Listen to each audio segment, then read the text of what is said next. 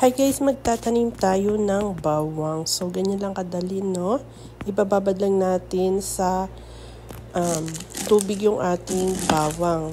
Okay, gilitan natin sa taas na medyo konti.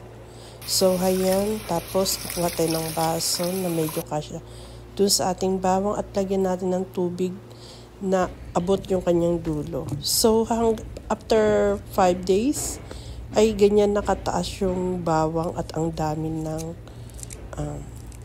yung ugat niya, ang dami na. So strong ang ugat niya, no?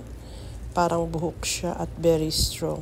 So pwede na natin paghiwa-hiwalay yan at itanim na natin sa paso yan.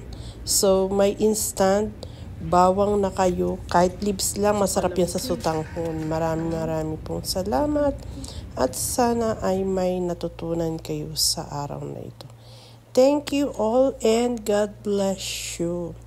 Mua, chup. O, ayan yung bawang natin, dilig-diligan para mabuhay.